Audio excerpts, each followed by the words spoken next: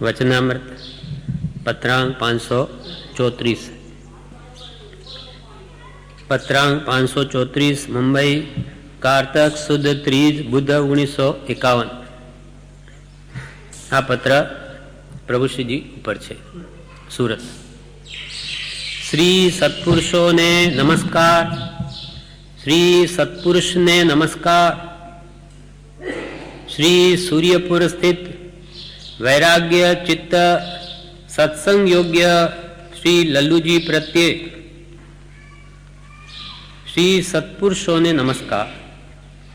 સત એટલે આત્મા, જેને પ્રાપ્ત છે, પ્રગટ છે એવા આત્મજ્ઞાની પુરુષોને નમસ્કાર. શ્રી સૂર્યપુર સ્થિત, સૂર્યપુર એટલે સુરત, સુરતમાં છે સ્થિતિ જેની, અને વૈરાગ્ય ચિત્ત, જેના ચિત્તમાં છે વૈરાગ્ય ભાવ, વિરક્ત ભાવ છે, ભવે ખેદ છે, સંસાર પ્રત્યે જેને આસક્તિ નથી, વૈરાગ્ય ભાવ વર્તે છે એવા શ્રી લલ્લુજી પ્રત્યે શ્રી સૂર્યપુર સ્થિત વૈરાગ્ય ચિત્ત, વૈરાગ્ય વાળું ચિત્ત છે, માટે સત્સંગ યોગ્ય એવા શ્રી લલ્લુજી પ્રત્યે. બ્રહ્મચારીજીએ વિવેચનમાં જણાવ્યું છે કે પ્રભુશ્રીજી જ્યારે સુરતમાં ચોમાસું હતું ત્યારે કૃપાલદેવને ઉપરા ઉપરી 3 પત્ર લખ્યા. પણ એ પત્ર લખતા પહેલા યોગ વાસિષ્ઠનો ગ્રંથ એ વાંચતા હતા. એ પુસ્તક વાંચવાની કૃપાળુદેવે જ ભલામણ કરેલી. હવે એમાં આત્માની વાતો આવે, એટલે જેમ કે આત્મા શુદ્ધ છે, અસંગ છે, અહમ બ્રહ્માસ્મિ એટલે હું પોતે જ પરમાત્મા છું. એમ વાંચ્યા પછી પ્રભુશ્રીને એમ થયું કે હું પરમાત્મા રૂપ જ છું. પછી કૃપાલદેવને પત્ર લખ્યો કે અમે પરમાત્મા છીએ અને તમે પરમાત્મા છો, તમે અમે એક જ રૂપ છીએ. એવું એમને થઈ ગયું કે તમે ને અમે એક જ રૂપ છીએ. આ પત્ર કૃપાલદેવને મળ્યો. કૃપાલદેવને લાગ્યું કે આ ઉકળતા દૂધથી અને ઉભરો આવ્યો એમ થયું છે, પણ એ બેસી જવાનો છે. એમ વિચારી પત્રનો જવાબ આપ્યો નહીં, એટલે એમને મૂકી દીધો. એટલે ફરી બીજો પત્ર પ્રભુશ્રીએ લખ્યો, છતાં જવાબ નહીં આપ્યો. એટલે ત્રીજા પત્રમાં પ્રભુશ્રીજીએ કૃપાલજીને એમ લખ્યું કે મારો કોઈ દોષ તો નથી થયો. 2 પત્ર લખ્યા છતાં કોઈ જવાબ નથી, તો મારો કોઈ દોષ તો થયો નથી. તમારા વિના અમારો દોષ કોણ બતાવશે? તમે જો અમારો શું દોષ થયો નહીં બતાવશો તો બીજું કોણ બતાવશે? માટે જવાબ આપવા કૃપા કરશો. ત્યારે કૃપાલદેવે આ પત્ર જવાબ રૂપે લખ્યો છે. પ્રભુશ્રીજીને કૃપાળુદેવે આ પત્રમાં એમ લખ્યું કે વૈરાગ્ય ચિત્ત સત્સંગ યોગ્ય, એટલે કે તમને ચિત્તમાં વૈરાગ્ય છે, તેથી સત્સંગ કરવા યોગ્ય છો. વૈરાગી જીવનો સમાગમ આપણામાં પણ વૈરાગ્ય લાવે. રાગી સંગેરે રાગ દશા વધે થાય તીણે, સંસારોજી નિરાગી થીરે રાગનું જોડવું લઈએ ભવનો પારોજી. કૃપાલદેવ પોતે આત્મામાં રમે છે અને પ્રભુશ્રીજીનું ચિત્ત વૈરાગ્ય વાળું છે, માટે કહ્યું કે વૈરાગ્ય યોગ્ય નહીં, વૈરાગ્ય ચિત્ત અને સત્સંગ યોગ્ય. સંગ કોનો કરવો? આવા પુરુષોનો, જેને સંસારથી રાગ નથી. એ આપણા અંદર શાંતિ પ્રગટાવી શકે. જે રાગી હોય, મોહી હોય, સંસારમાં આસક્ત હોય, એવા જીવોનો સંગ કરવાથી આપણને પણ તે ચેપ લાગે છે, એની અસર થાય છે. માટે સંગ કરવો તો આવાનો કરવો. એટલે કૃપાલદેવ કહે છે શ્રી સૂર્યપુર સ્થિત વૈરાગ્ય ચિત્ત સત્સંગ યોગ્ય શ્રી લલ્લુજી પ્રત્યે. એટલે સત્સંગ કરવા યોગ્ય અને વૈરાગ્ય વાળું ચિત્ત છે જેનું, એવા શ્રી લલ્લુજી પ્રત્યે. શ્રી મોહમય ભૂમિથી જીવન મુક્ત દશા ઈચ્છક શ્રીના આત્મસ્મૃતિપૂર્વક યથાયોગ્ય પ્રાપ્ત થાય. પોતે પણ કેવા છે? મોહમયી ભૂમિથી, ચારે બાજુ મોહનું જ વાતાવરણ જ્યાં છે એવી ભૂમિથી જીવન મુક્ત દશા ઈચ્છક, એટલે જેને આ દેહે સંપૂર્ણ મુક્ત થવાની ઈચ્છા છે, જીવતા છતાં મુક્ત દશા જેને પ્રાપ્ત કરવી છે એવા પરમ કૃપાળુ દેવ છે, તેમના આત્મસ્મૃતિપૂર્વક યથા યોગ્ય પ્રાપ્ત થાય.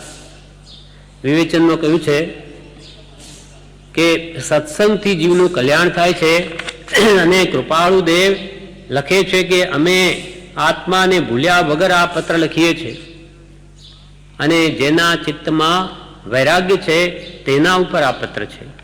પોતે સ્વરૂપમાં રમનારા અને સ્વરૂપમાં રમણતા કરવાનો જેને ભાવ છે એવા પ્રભુશ્રીજી ઉપર આ પત્ર છે. શ્રી મોહમયી ભૂમિથી જીવન મુક્ત દશા ઈચ્છક શ્રીના આત્મસ્મૃતિપૂર્વક યથાયોગ પ્રાપ્ત થાય.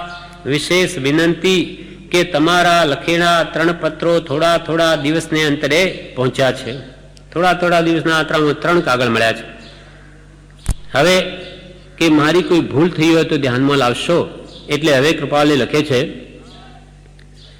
આ જીવ અત્યંત માયાના આવરણે દિશા મૂળ થયો છે અને તે યોગે કરી તેની પરમાર્થ દ્રષ્ટિ ઉદય પ્રકાશતી નથી. અપરમાર્થને વિશે પરમાર્થનો દ્રઢ આગ્રહ થયો છે અને તેથી બોધ પ્રાપ્ત થવાના યોગે પણ તેમાં બોધ પ્રવેશ થાય એવો ભાવ સ્ફૂરતો નથી. એ આદિ જીવની વિષમ દશા કહી પ્રભુ પ્રત્યે દીનત્વ કહ્યું છે કે હે નાથ, હવે મારી કોઈ ગતિ માર્ગ મને દેખાતો નથી, કેમ કે સર્વસ્વ લૂંટાયા જેવો યોગ મેં કર્યો છે. કૃપાલે કહે છે કે આપણો આત્મા અનાદિથી કેવો છે? અત્યંત માયાનું આવરણ જેના પર છે. માયા મોહ, પછી તે દર્શન મોહ કે ચારિત્ર મોહ, બધો મોહની કર્મનો પરિવાર છે. તેને લઈને આત્મા દિશા મૂઢ બની ગયો છે. એટલે કઈ દિશામાં આત્મ શાંતિનો માર્ગ છે કે આત્મ સુખનો માર્ગ છે એનું એને ભાન નથી. કેમ કે મોહ બળવાન છે. મોહ બહુ બળવાન સર્વે કર્મોમાં. આ જીવ અત્યંત માયાના આવરણે દિશા મૂળ થયો છે. અત્યંત માયા મોહ મિથ્યાત્વના આવરણને લઈને આ જીવનો દિશા ભ્રમ થઈ ગયો છે. સાચા સુખ પ્રાપ્તિની કઈ દિશા એનું ભાન નથી. એને આ સંસારમાં સુખ ઈચ્છે છે, સુખ શોધે છે, માને છે. એ સંસારની દિશામાં એને મૂઢત્વ થયું કે જ્યાં સુખ હશે, જ્યાં સુખ છે નહીં, પણ એને દિશા ભ્રમ થઈ ગયો છે. આ જીવ અત્યંત માયાના આવરણે દિશા મૂળ થયો છે અને તે યોગે કરી તેની પરમાર્થ દ્રષ્ટિ ઉદય પ્રકાશતી નથી. તે યોગે કરી, એ મિથ્યાત્વના યોગે કે દર્શન મોહ કે ચારિત્ર મોહના યોગે કરીને તેની પરમાર્થ દ્રષ્ટિ, સમ્યક દ્રષ્ટિ, આત્મદ્રષ્ટિ ઉદય પ્રકાશતી નથી. અને અપરમાર્થને વિશે પરમાર્થનો દ્રઢ આગ્રહ થયો છે અપરમાર્થ, માને પરમાર્થ. જીવ કરે જડ ક્રિયા અને માને કે હું ધર્મ કરું છું, અથવા બાહ્ય ત્યાગ લઈ લે અને માને કે હું તો ત્યાગી છું. બહુ તપ કરે અને માને કે હું તો તપસ્વી છું. અને ખરેખર એ અપરમાર્થમાં પરમાર્થનો દ્રઢ આગ્રહ થઈ ગયો છે કે આ પ્રમાણે જપ કરીશ, તપ કરીશ, દીક્ષા લઈશ, ત્યાગ કરીશ, આવી આ ક્રિયાઓ કરીશ તો હું જરૂર મુક્ત થઈ જઈશ. અથવા શુષ્ક જ્ઞાનીપણું આવી જાય. કોઈ ક્રિયા જડ થઈ રહ્યા શુષ્ક જ્ઞાનમાં કોઈ માને માર્ગ મોક્ષનો કરુણા ઉપજે જોઈએ. જ્ઞાનીઓને દયા આવે છે કે આટલું બધું કરવા છતાં આપણે મુક્તિને પામી ન શકે, કેમ કે અપરમાર્થ વિશે પરમાર્થનો દ્રઢ આગ્રહ થઈ ગયો છે. અપરમાર્થ વિશે પરમાર્થનો દ્રઢ આગ્રહ થયો છે ને તેથી બોધ પ્રાપ્ત થવાના યોગે પણ તેમાં બોધ પ્રવેશ થાય એવો ભાવ સ્ફૂરતો નથી. પરમ કૃપાળુ દેવ જેવા પ્રત્યક્ષ પુરુષ હાજર છે એટલે બોધ પ્રાપ્ત થવાના યોગે પણ તેમાં બોધ પ્રવેશ થાય એવો ભાવ સ્ફૂરતો નથી. મિથ્યાત્વના કારણે દર્શન મોહના ગાઢત્વને લઈને કૃપાળુ દેવ જેવા પ્રત્યક્ષ હોવા છતાં એવી માન્યતા થઈ ગઈ કે અમે પરમાત્મા, તમે પરમાત્મા. અને તેથી બોધ પ્રાપ્ત થવાના યોગે પણ તેમાં બોધ પ્રવેશ થાય એવો ભાવ સ્ફૂરતો નથી. એ આદિ જીવની વિષમ દશા કહી પ્રભુ પ્રત્યે દીનત્વ કહ્યું છે. આવી જીવની વિષમ દશા છે. મૂળ માર્ગનું ભાન નથી. ભાન આપનાર પુરુષ હાજર હોવા છતાં તે તરફ લક્ષ નથી.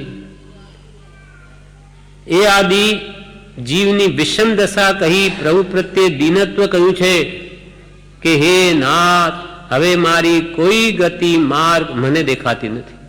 એવો કે ભાવ કરો કે હે નાથ, પ્રભુ પ્રત્યે દીનપણું લાવી, હું કઈ ન જાણું, દીનતા લાવી અને ભગવંતને પ્રત્યેક એવી પ્રાર્થના કરો કે હે નાથ, હવે મારી કોઈ ગતિ દેખાતી નથી, હવે મને કઈ માર્ગ દેખાતો નથી કે કઈ બાજુ જવું કે જેથી આ જન્મમાંથી હું છૂટું.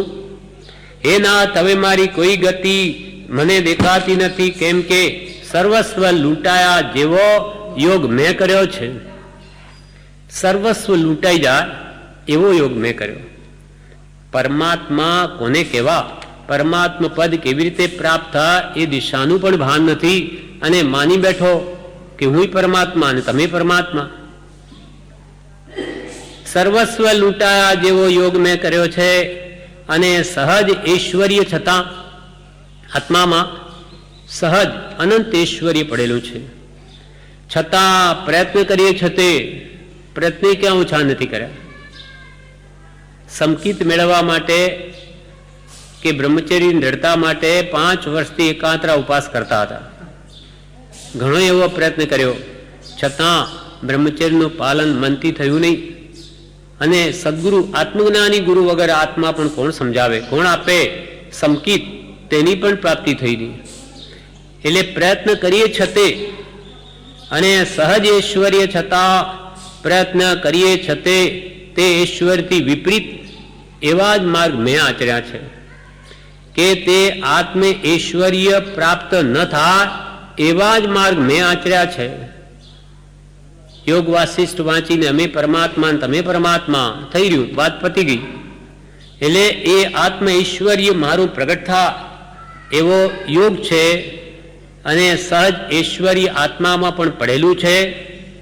તે અને સહજ ઐશ્વર્ય છતાં પ્રયત્ન કરીએ છતે દીક્ષા લીધી, ત્યાગ કર્યો બધો, પ્રયત્ન કરીએ છતે તે ઈશ્વરથી વિપરીત એવા જ માર્ગ મેં આચર્યા છે. તે યોગથી મારી નિવૃત્તિ કર. હે ભગવાન, હવે મિથ્યા મોહ કે ચારિત્ર મોહ કે દર્શન મોહથી હવે મારી નિવૃત્તિ કર. મને આ મારો મોહ મંદ કરાવો. મિથ્યાત્વ ગાઢ છે એને મંદ કર, અને યથાર્થ નાનીનું શરણ લઈને કે માન્ય કરું એમ કર. તે યોગથી મારી નિવૃત્તિ કર, અને તે નિવૃત્તિનો સર્વોત્તમ સદુપાય એવો જે સદગુરુ પ્રત્યેનો શરણભાવ તે ઉત્પન્ન થાય એવી કૃપા કર. એમ કે ભગવાન પ્રત્યે દીનત્વ લાવીને આ ભાવ કરો કે મેં સર્વસ્વ લૂંટાયા જેવો યોગ કર્યો છે. સહજ આત્મામાં ઐશ્વર્ય છતાં, તે મેળવવા માટે પ્રયત્ન કરવા છતાં, આટલો ત્યાગ લેવા છતાં ઈશ્વરથી વિપરીત માર્ગ જ આચર્યા. હવે ભગવાન તે માર્ગથી યોગથી મારી નિવૃત્તિ કર, અને નિવૃત્તિનો સર્વોત્તમ સદુપાય એવો જે સદગુરુ પ્રત્યેનો શરણ ભાવ તે ઉત્પન્ન થાય એવી કૃપા કર. હે ભગવાન, એવી કૃપા કરીને મેં સાચા સદગુરુનું શરણ આપ. અને એમ કરું, હવે મારું ડાપણ વાપરું નહીં, મતિ કલ્પનાથી વર્તું નહીં. એવા ભાવના 20 દોહરા કે જેમાં પ્રથમ વાક્ય હે પ્રભુ શું કહું, દીનાનાથ દયાળ છે, તે દોહરા તમને સ્મરણમાં હશે. તે દોહરાની વિશેષ અનુપ્રેક્ષા થાય તેમ કરશો તો વિશેષ ગુણાવૃત્તિનો હેતુ છે.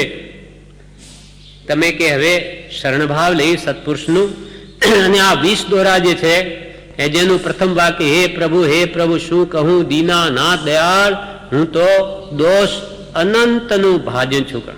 પરમાત્મા સ્વરૂપ તો શું દૂર રહ્યું, વર્તમાનમાં તો હું અનંત દોષનો પાત્ર છું. અનંત દોષ મારામાં પડેલા છે. હવે પરમાત્મા સ્વરૂપ ક્યાંથી પ્રગટે? આ અનંત દોષ જાય નહીં ત્યાં સુધી પરમાત્મા સ્વરૂપ આવે કેમ? એટલે પહેલા તો કે આ ભાવ કરો તો કઈ ગુણ પ્રગટશે. પરમાત્મા સ્વરૂપ તો હજુ ઘણું આગળ છે, ઘણા ગુણો પ્રગટશે ત્યારે એ સ્વરૂપ પ્રગટશે. પણ પહેલા તો ગુણો પ્રગટવા માટે પણ સત્પુરુષનું શરણ અંગીકાર કરો. એવા જે સદગુરુ પ્રત્યેનો શરણ ભાવ તે ઉત્પન્ન થાય એવી કૃપા કર. એવા ભાવના 20 દોહરા કે જેમાં પ્રથમ વાક્ય હે પ્રભુ શું કહું, દીનાનાથ દયાળ છે, તે દોહરા તમને સ્મરણમાં હશે. તે દોહરાની વિશેષ અનુપ્રેક્ષા થાય તેમ કરશો તો વિશેષ ગુણાવૃત્તિનો હેતુ છે. એ દોરા તમને યાદ હશે કે જેની પહેલી ગાથા છે, એ પ્રભુ. અને એ દોરાની તમે વિશેષ અનુપ્રેક્ષા, એકવાર વાંચનની, એકવાર વિચારની, વારંવાર અનુપ્રેક્ષા,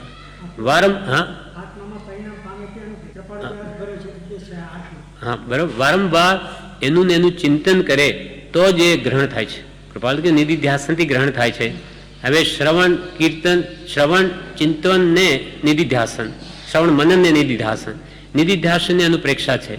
એટલે વારંવાર એનું એ કરે, એના ભાવો કરે ત્યારે અંતરમાં ઉતરે છે. એટલે તે દોરાની વિશેષ અનુપ્રેક્ષા થાય એટલે હંમેશા એમાં જે કયા એ ભાવો જાગ્રત રહે અને પોતાના દોષો વિચારે વારંવાર, તો એ દોષો ખ્યાલમાં આવે, ખૂંચે અને કાઢવાનું મન થાય. ઉપલકામી જોઈ જવાથી એ ભાવ ટકે નહીં. એટલે કે તે દોરાની વિશેષ અનુપ્રેક્ષા થાય તેમ કરશો તો વિશેષ ગુણાવૃત્તિનો હેતુ છે. ગુણ આવૃત્તિ એટલે ગુણ પ્રગટવાનું કારણ છે. ગુણની આવૃત્તિ થશે એટલે કે એક પછી એક બીજા ગુણ પ્રગટવાનું તે કારણ બનશે. માટે કે 20 દોરાની તમે ખૂબ અનુપ્રેક્ષા કરો તો આ ગુણો પ્રગટશે. પછી એની સાથે નિયમ પણ વિચારવાનું કહ્યું. બીજા 8 ત્રોટક છંદ તે સાથે અનુપ્રેક્ષા કરવાયું છે. એ પ્રભુ તમે વિચારો, એના સાથે બીજા 8 ત્રોટક છંદ એટલે નિયમ સંયમ આપકી હોય 8 ત્રોટક છંદ તે સાથે અનુપ્રેક્ષા કરવાયું છે. એ પણ સાથે વારંવાર વિચારવાયું છે કે જેમાં આ જીવને શું આચરવું બાકી છે અને જે પરમાત્મા નામે આચરણ કર્યા તે અત્યાર સુધી વૃથા થયા ને તે આચરણને વિશે મિથ્યાગ્રહ છે તે નિવૃત્ત કરવાનો બોધ કયો છે. તે પણ અનુપ્રેક્ષા કરતા જીવને પુરુષાર્થ વિશેષનો હેતુ છે. એ પ્રભુની સાથે નિયમ પણ વિચારજો. આ ત્રોટક છંદ કે જેમાં આ જીવને શું આચરવું બાકી છે અને પરમાર્થના નામે આ જીવે અત્યાર સુધી બધા આચરણ કર્યા તે વૃથા ગયા. શા માટે ગયા તે વિચારો. જેમ કે ધર્મને નામે આજીવન વ્રત લીધા તેને નિયમ કહેવાય, કે અમુક સમય માટે નિયમો લીધા, વ્રતો કર્યા, કે સંયમ પાળ્યો, ત્યાં વૈરાગ્યમાં પ્રવર્ત્યો, વનવાસ પણ લયો, મુખથી મૌન પણ રહ્યો, નિયમો કહ્યું તેમ બધું આ જીવે અનંતી વાર કર્યું, છતાં તે બધું ફોક કેમ ગયું? શું કારણ થયું? કયા કારણને લઈને ફોક ગયું એ વિચારો.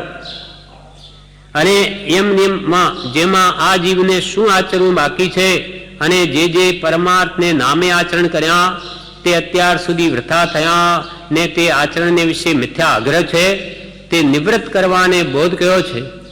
જે આચરણો વડે સ્વચ્છંદે કે કુગુરુ આશ્રય જે આચરણો કર્યા, સંયમ જપ તપાદી, તે હવે તેનો પાછો મિથ્યાગ્રહ હજુ પણ જો હોય કે હું વ્રત કરું કે તપ કરું કે શું કરું, વનવાસ લઉં કે બધું મૂકી દઉં કે યમ કરું કે નિયમ કરું, એમ જે સ્વમતી કલ્પના જીવને જે આગ્રહ છે તે નિવૃત્ત કરવાનો તેમાં બોધ કયો છે.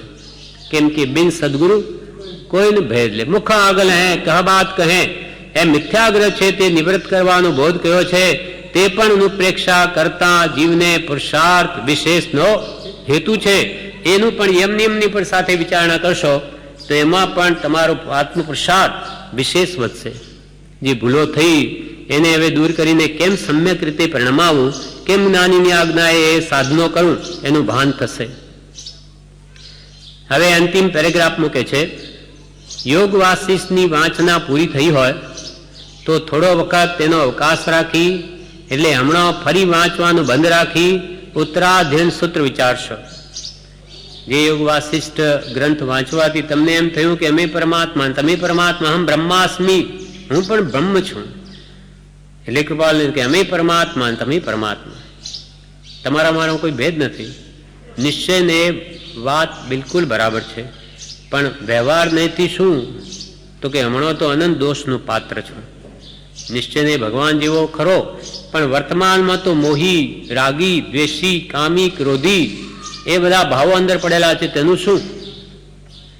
એટલે હમણાં યોગ વાસિષ્ઠની વાંચના પૂરી થઈ હોય તો થોડો વખત તેનો અવકાશ રાખી, એટલે હમણાં ફરી વાંચવાનું બંધ રાખી ઉત્તરાધ્યયન સૂત્ર વિચારશો.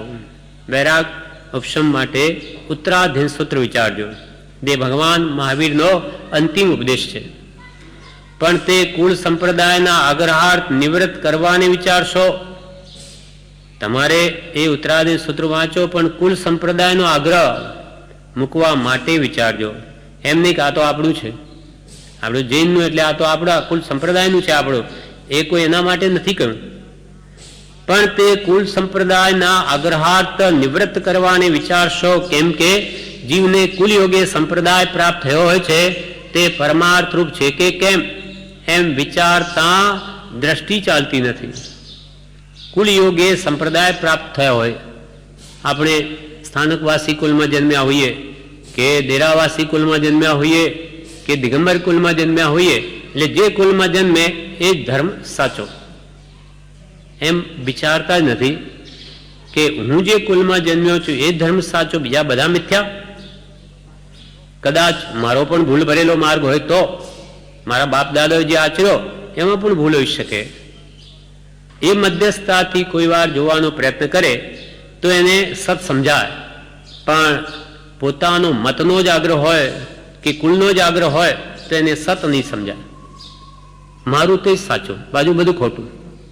જ્યારે જ્ઞાનીઓ કે ગમે ત્યાં હોય સાચું તે મારું, મારું તે સાચું નહીં, અને જે સત્ય હોય તો એને સ્વીકારવું, ભલે આપણું હોય કે બીજાનું હોય, પણ આવી મધ્યસ્થતા હોય તો ને.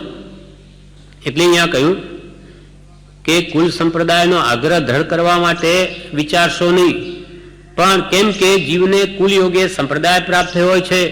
જેમ કે પ્રભુશ્રી સ્થાનકવાસી સંપ્રદાયમાં હતા, એને સંપ્રદાયને નીકળ્યા તો 400 વર્ષ જ થયા છે. લોકા સહાય કાઢ્યો, તેના પહેલા તો આ મત જ નહોતો. હા, 500 વર્ષ થયા. એ મૂર્તિનો જ નિષેધ કરવો કે આગમો ખંડિત કરી 45 32 છે, બીજા બધા ખોટા છે એમ કરીને એ એમણે કાઢ્યું.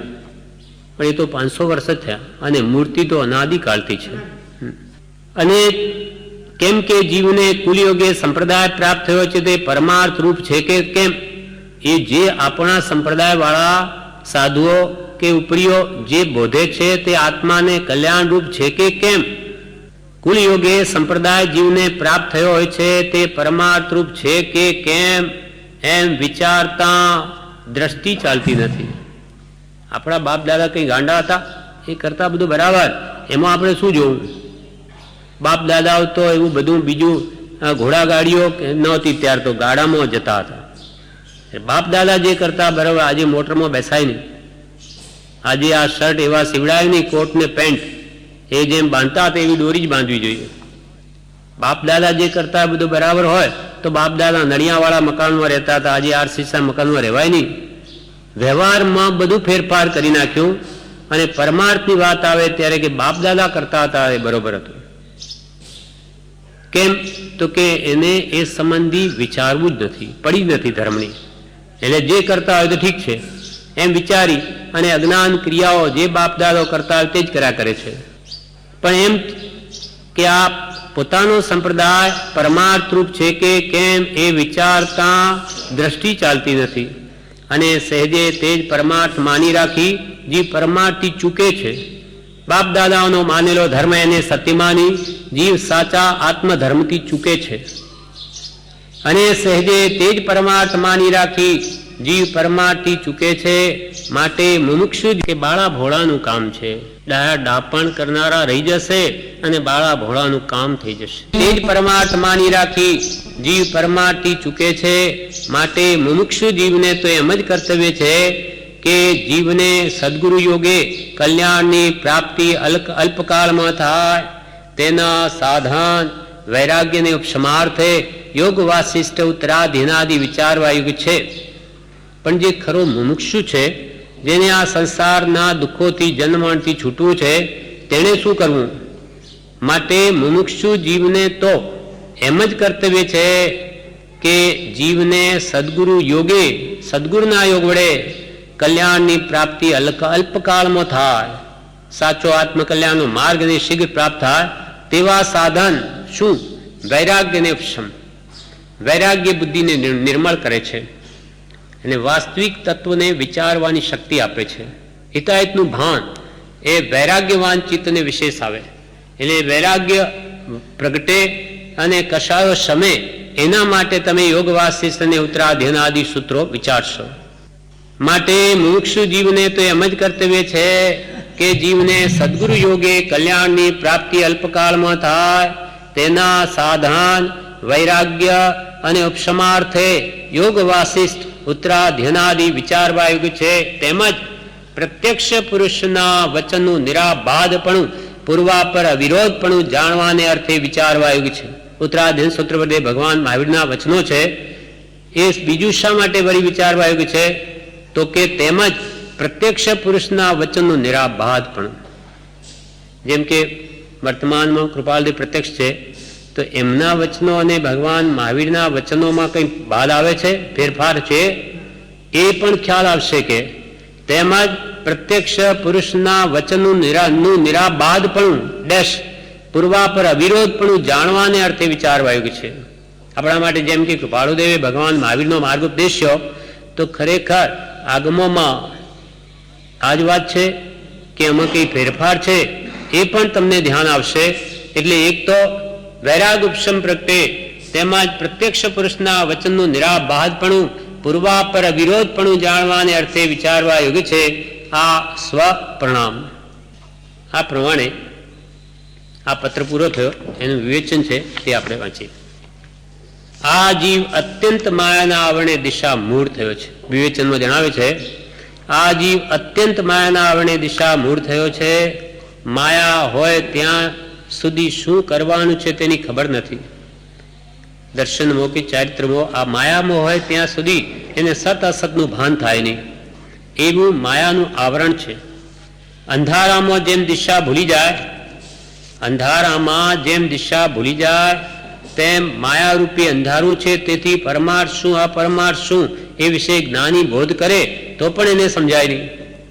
જેમ અંધકાર હોય, આપણે જોવું હોય તો નહીં દેખાય, તેમ જેને માયા મોહરૂપી અંધકાર છે, મોહ બળવાન છે, તેને પરમાર્થ અપરમાર્થનું જ્ઞાની ગમે તેવો ઉપદેશ આપે તો પણ સમજાય નહીં. જ્ઞાની જે કહે છે તે આત્મરૂપ થઈને કહે છે, અને હું તો ખાલી ઉપરથી બોલું છું. જ્ઞાની પુરુષો તો તે રૂપ બની સ્વરૂપસ્થ થઈને આત્માની વાત કરે છે, જ્યારે આપણે તો બધી ખાલી ઉપરથી કહીએ છીએ.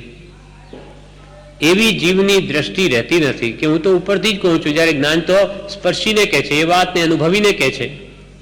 એ દિશા અપૂર્વ લાગે તો પ્રાપ્ત થાય. જ્ઞાની જે કહે છે એ કોઈ અપૂર્વ વાત છે એમ જો એને સમજાય તો એને એ દિશા અપૂર્વ લાગે. પણ તે દિશાનું જીવને ભાન નથી.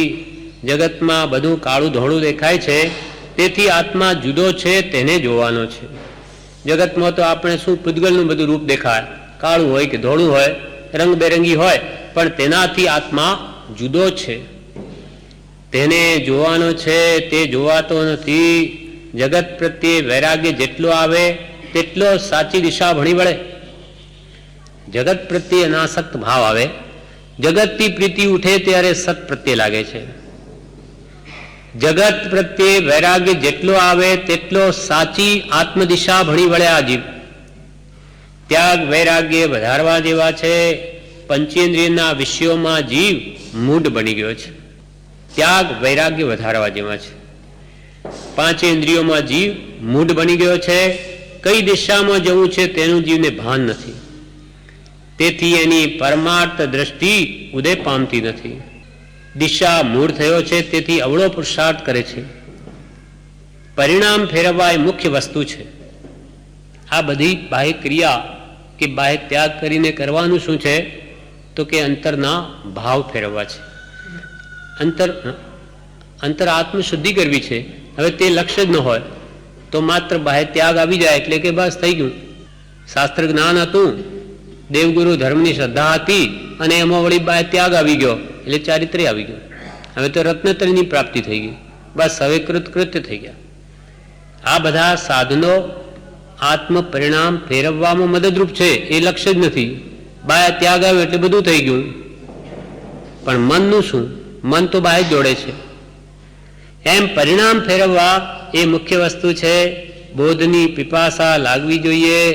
મને ક્યારે બોધ મળે એમ થયા કરે તો બોધ મળે અને પરિણામ પામે. વિષ દોરામાં કેવા ભાવ થવા જોઈએ તે કહે છે. વિષ દોરા બોલતી વખતે કેવા ભાવ થવા જોઈએ તે કહે છે.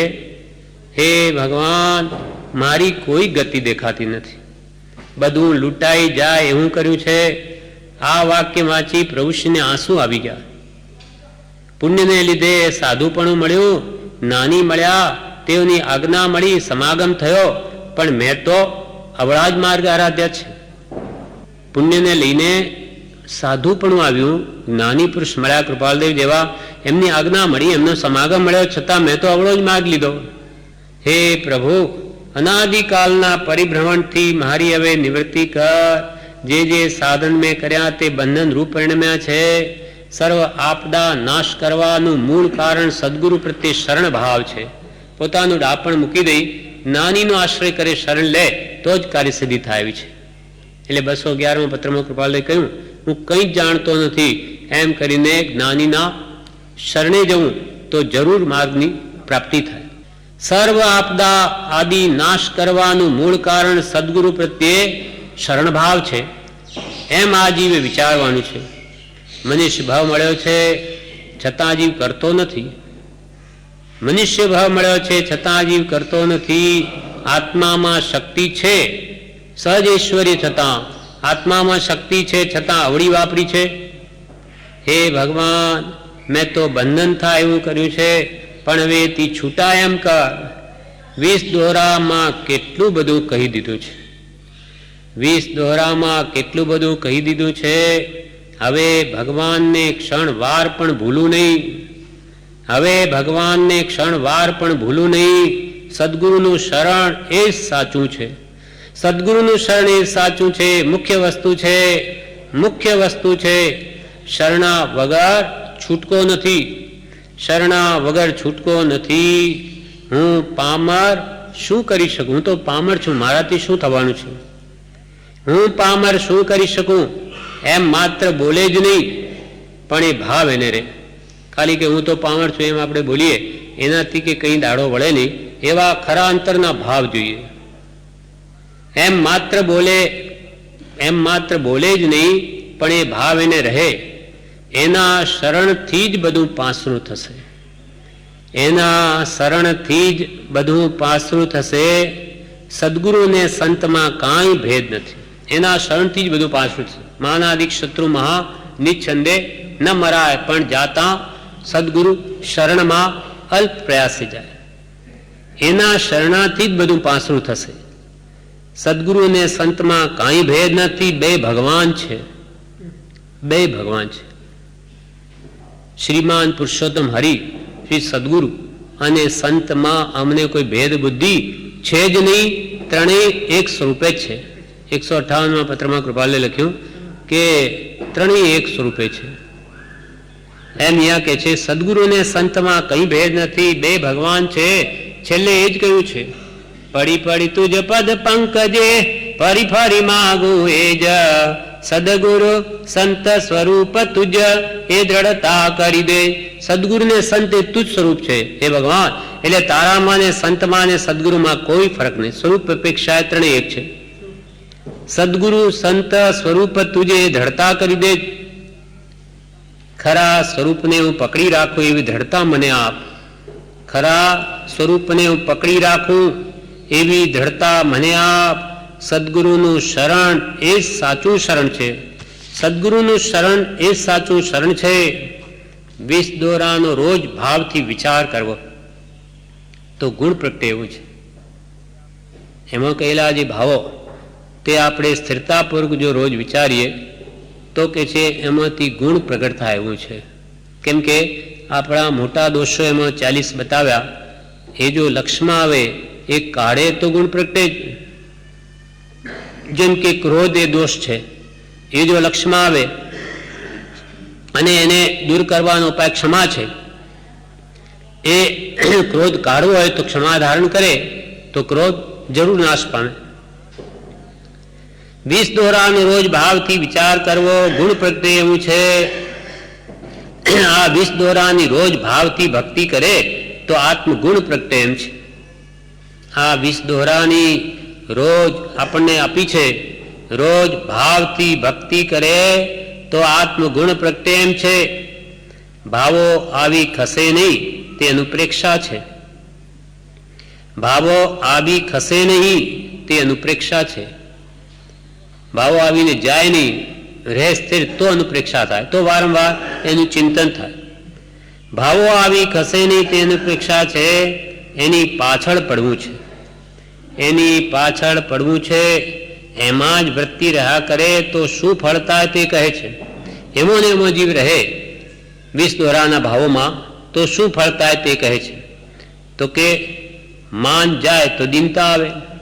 એ જો દોષો આપણના લક્ષમાં આવે અને એ દોષો કાઢે તો દીનતા ગુણ પ્રગટે, લઘુત્વ ગુણ પ્રગટે, વિનય ગુણ પ્રગટે, નમ્રતા આવે. માન જાય તો દીનતા આવે, ક્રોધ જાય તો ક્ષમા આવે. એમ દોષો જાય ત્યારે ગુણાવૃત્તિ એટલે આત્માના ગુણો પ્રગટે, દોષો જાય તો ગુણો પ્રગટે. એમ દોષો જાય ત્યારે ગુણાવૃત્તિ એટલે આત્માના ગુણો પ્રગટે.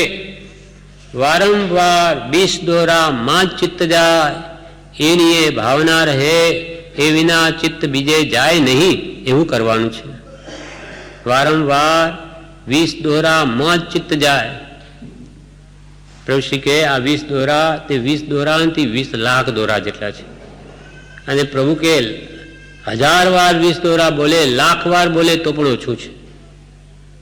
એટલે એક વ્યક્તિ કે પ્રભુ આ ક્યાં સુધી બોલ બોલ કરું? તો કે જ્યાં સુધી આ તારા અનંત દોષ નહીં જાય અને તારામાં અનંત ગુણ નહીં પ્રગટે ત્યાં સુધી તું ગુણનો ભંડાર બની જઈશ, પછી બોલવાની જરૂર નથી. વારંવાર 20 દોરામાં ચિત્ત જાય એની એ ભાવના રહે, એ વિના ચિત્ત બીજે જાય નહીં, એવું કરવાનું છે. આ પત્ર વાંચી પ્રભુને બહુ લાગી આવ્યું હતું કે મારું સાધુપણું, જપ તપ બધું નકામું ગયું. આ પત્ર વાંચી પ્રભુશ્રીને બહુ લાગી આવ્યું હતું કે મારું સાધુપણું, જપ તપ બધું નકામું ગયું. પછી રાત્રે ઊંઘ ના આવે આવા વિચારથી, ત્યારે 20 દોરાનો સ્વાધ્યાય આખી રાત કરતા અને આંખમાંથી આંસુ પડવા લાગતા. એટલો બધો એમને પોતાના દોષો જોઈને પશ્ચાતાપ થતો. આખી રાત એમાં નીકળી જાય પશ્ચાતાપમાં અને આંખમાંથી આંસુ વયા કરે. 20 દોરાનો સ્વાધ્યાય તેઓ આખી રાત કરતા અને આંખમાંથી આંસુ પડવા લાગતા. એમાં 20 દોરાની અનુપ્રેક્ષા કરવા યોગ્ય છે. એમ આપણને કહે છે કે આવી રીતે તમે પણ આ 20 દોરાની ભાવના કરો. વારંવાર એ દોષોને લક્ષમાં લ્યો અને એને દૂર કરો તો જ ગુણ પ્રગટશે. આ 20 દોરાની અનુપ્રેક્ષા કરવા યોગ્ય છે. આટલા કાળ સુધી જે કર્યું તે બધું નિષ્ફળ થયું. આટલા કાળ સુધી જે કર્યું તે બધું નિષ્ફળ થયું. હવે સત્પુરુષનો યોગ થયો છે માટે લાગ આવ્યો છે.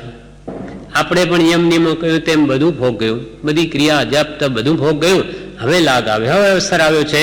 હમણાંથી જાગ્યા ત્યાંથી સવાર કરીને હવે ફરીથી એવી ભૂલ નહીં થાય. નાનીની આજ્ઞા કરે, આત્માર્થના લક્ષ્ય કરે તો એ સફળ થાય એવું છે. આટલા કાળ સુધી જે કર્યું બધું નિષ્ફળ ગયું, પણ હવે સત્પુરુષનો યોગ થયો છે માટે લાગ આવ્યો છે. સમયે સમયે જીવ કર્મ બાંધે છે, સમયે સમયે જીવ કર્મ બાંધે છે. કેળ બાંધીને પુરુષાર્થ કરવાનો છે. સમય સમય જીવ કર્મ તો બાંધે છે. હવે જાગૃતિ રાખે તો એ આત્માર્થના લક્ષ્ય શુભમાં પ્રવર્તી શકે, નહીં તો બધો શુભ કર્મનો અશાતા વેદનીનો જ બંધ થાય. સમય સમય જીવ કર્મ બાંધે છે. હવે તો કેળ બાંધીને પુરુષાર્થ કરવાનો છે. યમ નિયમ વિચારે તો સત્પુરુષાર્થ જાગે, યમ નિયમ વિચારે તો સત્પુરુષાર્થ જાગે. યમ નિયમ બધું કર્યું પણ બાકી શું રહ્યું? તો કે બિન સદગુરુ કોઈ ન ભેદ લહે. સદગુરુના આધારે કરવાનું છે. આટલું બધું યમ નિયમો શું નહીં કર્યું?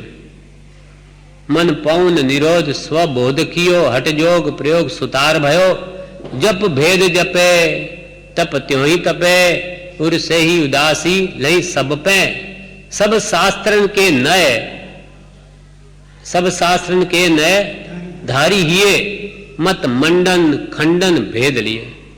वह साधन बार अनंत कियो तदपि कछु हाथ अजू न पर्यो अब क्यों न विचार है मन से कछु और रहा उन साधन से पण बिन सदगुरु कोई न भेद ले मुख આગળ है कह बात कहे તારી પાસે જ છે પરમાત્મા સ્વરૂપ તું પોતે છું કેવલનાથ બી તારી પાસે છે પણ તને ભાન નથી એ માર્ગ દિશા મૂળ થયેલો છે માટે હવે ફરી આવી ભૂલ નહીં થાય એટલે કોઈ સદગુરુને શોધ કોઈ સત્પુરુષને શોધો અને તેના ચરણ કમળમાં સર્વ અર્પણ ભાવ અર્પણ કરી દઈને વર્ત્યો જા પછી મોક્ષ ન મળે તો મારી પાસેથી લેજે અર્થાત મળશે જ કેમ કે આ રીતે સદગુરુ આજ્ઞા વર્તે તો એ પોતે મોક્ષનો માર્ગ જાણે છે માટે એને પણ મોક્ષની પ્રાપ્તિ જરૂર થશે બિન સદગુરુ કોઈને ભેદ રહે સદગુરુના આધારે કરવાનું છે આપણું કલ્યાણ સાથી થાય આપણું કલ્યાણ સાથી થાય તે સદગુરુ જાણે છે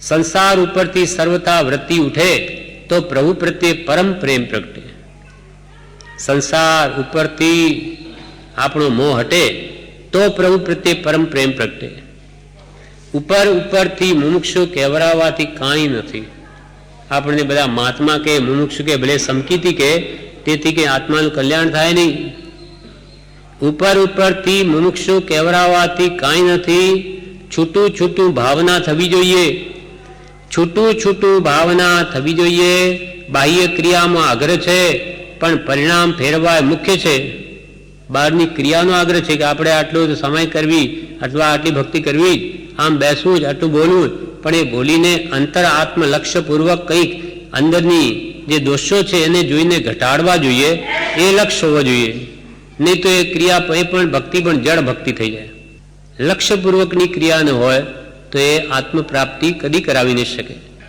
બાહ્ય ક્રિયામાં આગ્રહ છે પણ પરિણામ ફેરવાય મુખ્ય છે અમે સાધુ છીએ શાસ્ત્ર વાંચીએ છીએ એમ માને છે તેથી સાધુઓ સત્સંગ કરતા નથી એ સત્સાધન રહી ગયું છે એ ધ્યાનમાં આવતું નથી અમે તો કે સાધુ છીએ બધું ત્યાગ્યું અમે તો શાસ્ત્ર વાંચીએ છીએ એમ માને છે એ સાધુઓ સત્સંગ કરતા નથી અને એ સત્સાધન રહી ગયું છે એ એમના ધ્યાનમાં આવતું નથી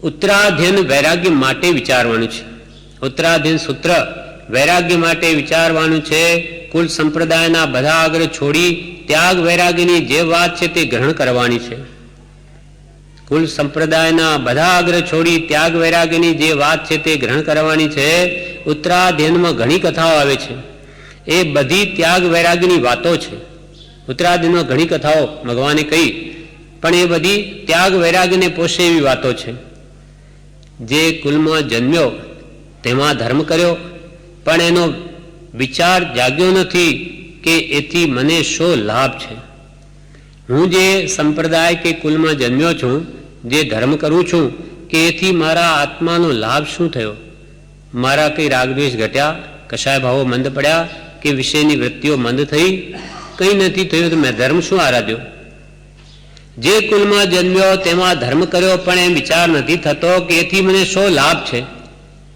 એ સાચું છે કે જૂઠું છે એનો વિચાર પણ આવતો નથી હું જે ધર્મ કરું છું બાપ દાદાઓનો કુલ ધર્મ એ સાચો છે કે ખોટો છે એનો પણ એને વિચાર આવતો નથી જૈન ધર્મ કેવો છે એ સમજવા જેટલી બુદ્ધિ છે કે કેમ એનો પણ વિચાર નથી જૈન ધર્મ શું શા માટે ધર્મ કરવો જોઈએ ધર્મની વ્યાખ્યા શું એ સમજવા જેટલી બુદ્ધિ છે કે કેમ એનો પણ વિચાર નથી પુસ્તકો બધા ત્યાગ વૈરાગ્યની વૃદ્ધિ થાય તે માટે લક્ષ્ય રાખીને વાંચવાના છે પ્રત્યક્ષ પુરુષ કહે તે બધાના સારરૂપ હોય છે તે સમજવા માટે શાસ્ત્રો વિચારવાના છે પુસ્તકો બધા ત્યાગ વૈરાગ્યની વૃદ્ધિ થાય એ માટે લક્ષ્ય રાખીને વાંચો આત્માર્થના લક્ષ્ય ત્યાગ વૈરાગ્ય પ્રગટે એના માટે ઉપદેશ બૌદ્ધના ગ્રંથો વાંચવા આવી છે અને નિશ્ચયના ગ્રંથો વાંચે તો મૂળ સ્વરૂપ મારું એવું છે પણ એ ત્યાગ વૈરાગ જ્યાં સુધી પરિણમે નહીં ત્યાં સુધી મારું સ્વરૂપ પ્રગટે નહીં